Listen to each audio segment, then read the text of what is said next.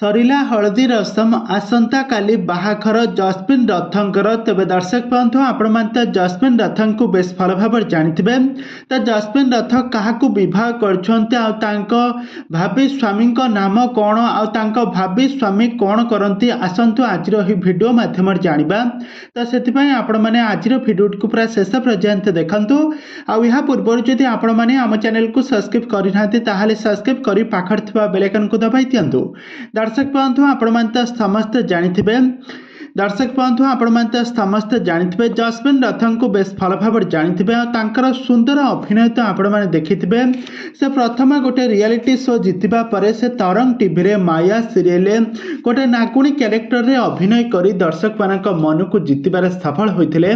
आ यहाँ पर से बहुत सारा म्यूजिक वीडियो एल्बम रे अभिनय करी दर्शक मानक मन को मध्य बेस छुई पारिथिले।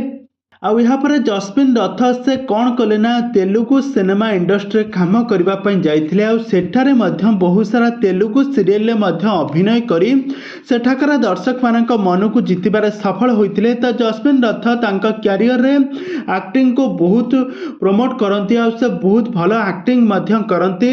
से वर्तमान समय विवाह बंधन बांधिबा जाउछन्ती। तांका भाभी स्वामी हेउछन्ती जने आईटी सॉफ्टवेयर इंजीनियर आ से आईटी सेक्टर रे काम करती। से वर्तमान समय तांकर हलदी रसम सरी जाइए। आउ तांकर हलदी रसम रे बहुत धूमधाम सहित हलदी रसम सरी तांकर खूब शीघ्र माने आसंता काली तांकर बाहाघर हेबा पई जाउची।